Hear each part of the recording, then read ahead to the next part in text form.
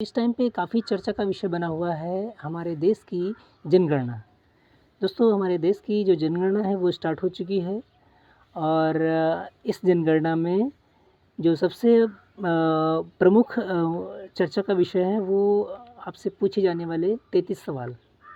इस जनगणना में आप लोगों से टोटल 33 सवाल किए जाएंगे।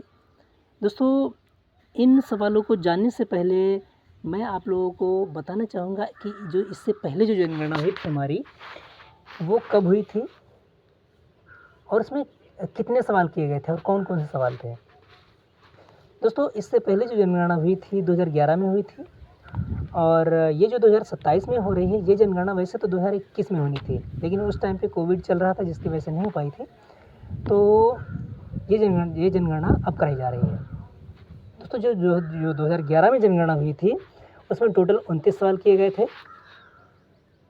ठीक है दोस्तों, वो 29 सवाल क्या थे वो मैं आपको बताता हूँ। पहला सवाल था जिसमें आपका नाम पूछा गया था। दूसरा था परिवार के मुखिया से संबंध क्या है आपका। तीसरा, आप मेल है या फीमेल। 12वां सवाल था कि आप साक्षर हैं या मतलब अनपढ़ हैं। और 13वां सवाल था बच्चे की स्कूल में उपस्थिति, यानी बच्चे आपके स्कूल जाते हैं या नहीं। 14वां सवाल था उच्च शिक्षा का स्तर, यानी आपके घर में जो उच्च शिक्षा है उसका स्तर कैसा है। 15वां सवाल था रोजगार की स्थिति। 16वां सवाल था आपके आर्थिक स्रोत क्या हैं। 17वां सवाल था वर्तमान में आप काम क्या कर रहे हैं। 18वां सवाल था नौकरी या सेल्फ एम्प्लॉय हैं। ठीक है। 19वां सवाल था काम की श्रेणी क्या है। 20वां सवाल था अगर काम नहीं करते हैं, अगर आप बेरोजगार हैं तो। 21वां सवाल था काम की तलाश कर रहे हैं या नहीं कर रहे हैं। 22वां सवाल था काम के लिए कितनी दूर और कैसे जाते हैं। 23वां सवाल था आपका जन्म स्थान। 24वां सवाल था माइग्रेशन की स्थिति, यानी कि जो होता है जो लोग अपने गांव को शहर को छोड़कर दूसरे देशों में चले जाते हैं, यानी कि पलायन की स्थिति। अगर आपने देश छोड़ा है तो क्यों छोड़ा है। 26वां सवाल था कितने समय के लिए छोड़ा है। 27वां सवाल था कितने बच्चे हैं आपके। 28वां सवाल था कितने पैदा हुए थे। और 29वां सवाल था पिछले 1 साल में जो बच्चा पैदा हुआ वो बचा है या नहीं। दोस्तों, जो इस बार की जनगणना कराई जा रही है इसमें आपसे टोटल 33 सवाल किए जाएंगे। उन सवालों को जानने से पहले आप लोगों को कुछ चीज़ें जानना बहुत ज़रूरी है। दोस्तों, ये जो जनगणना है ये 2 चरण में कराई जाएगी। पहला चरण मई से लेकर सितंबर तक चलेगा और दूसरा चरण फरवरी 2027 में स्टार्ट होगा और फरवरी में ही वो कंप्लीट कर लिया जाएगा। दोस्तों, जो 2011 में जनगणना हुई थी उसमें टोटल खर्चा आया था 2209 करोड़ रुपए का और उसमें टोटल जनसंख्या काउंट की गई थी 121 करोड़।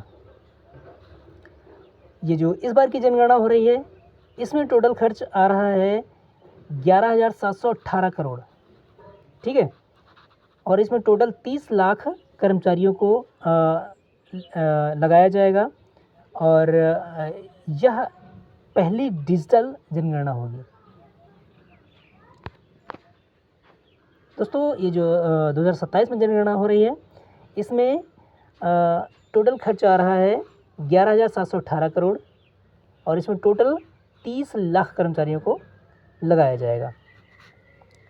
दोस्तों, अब हम लोग जान लेते हैं जो 33 सवाल आप लोगों से किए जाएंगे वो कौन कौन से हैं और उनका जवाब आपको कैसे देना है। दोस्तों, जो पहला सवाल है उसमें आपकी भवन संख्या पूछी जाएगी। दूसरा सवाल है आपकी जनगणना का मकान संख्या पूछा जाएगा। तीसरा सवाल है जनगणना भवन की प्रमुख सामग्री। चौथा सवाल है जनगणना भवन की दीवार में प्रयुक्त होने वाली सामग्री, यानी कि आपकी दीवार कच्ची है या पक्की। पांचवा सवाल है जनगणना भवन की छत में प्रयुक्त सामग्री, यानी कि आपकी छत कच्ची है या पक्की। छठा सवाल है जनगणना भवन का उपयोग, यानी कि आप अपने घर में सिर्फ रहते हैं या कुछ और भी करते हैं, यानी कि दुकानें बनी हैं या उसमें जो है किसी प्रकार का कारोबार होता है, कुछ फैक्ट्री वगैरह कुछ उसमें आपने डाल रखी है, कोई प्लांट वगैरह डाल रखा है। ऐसा कुछ अगर है तो उसकी जानकारी देनी पड़ेगी। 7वां सवाल है जनगणना भवन की स्थिति, यानी कि जो आपका घर है वो उसकी स्थिति क्या है, रहने लायक है या नहीं रहने लायक है, टूटने की स्थिति में है। 8वां सवाल है घर में टोटल कितने परिवार रहते हैं, ठीक है। 9वां सवाल है घर में सामान्यतः रहने वाले व्यक्तियों की कुल संख्या कितनी है। 10वां सवाल है परिवार के मुखिया का नाम। 11वां सवाल है घर के मुखिया का घर का मुखिया मेल है या फीमेल। 12वां सवाल है घर के मुखिया की जाति क्या है, SC ST या OBC या जनरल में आता है। 13वां सवाल है जनगणना घर का स्वामित्व, यानी जनगणना का स्वामित्व किसके पास है। 14वां सवाल है परिवार के स्वामित्व में मौजूद रहने वाले कमरों की संख्या। 15वां सवाल है घर में रहने वाले विवाहित जोड़ों की संख्या। 16वां सवाल है पेयजल का प्रमुख साधन क्या है, यानी कि आपके यहाँ नल लगा हुआ है या बाहर से पानी लाते हैं या मोटर लगा हुआ है या समरसेबल, जो भी कुछ है। 17वां सवाल है पेयजल स्रोत की उपलब्धता, यानी कि जो आपके यहाँ अगर उपलब्ध है तो आपको बताना है, नहीं उपलब्ध है तो भी बताना है। 18वां सवाल है प्रकाश का मुख्य स्रोत, यानी कि आपके घर में बिजली है या आप किसी और साधन से रोशनी अपने घर में करते हैं। 19वां सवाल है शौचालय की सुविधा आपके यहाँ पे है या नहीं है। 20वां सवाल है शौचालय का प्रकार कैसा है, शौचालय आपका कैसा है, मतलब शौचालय भी कई प्रकार के होते हैं ना, ये लोग तो ये चीज़ तो आप लोग जानते होंगे, ठीक है। शौचालय का प्रकार आपको बताना है। 21वां सवाल है अपशिष्ट जल निकासी, यानी कि आपके घर का जो खराब पानी है वो पानी की निकासी की व्यवस्था है या नहीं। 22वां सवाल है स्नान की सुविधाएं आपके यहाँ पे हैं कि नहीं, यानी कि आपके यहाँ की नहाने की जो सुविधा है वो कैसी है, आप खुले में नहाते हैं या घर के अंदर बाथरूम वगैरह बना हुआ है।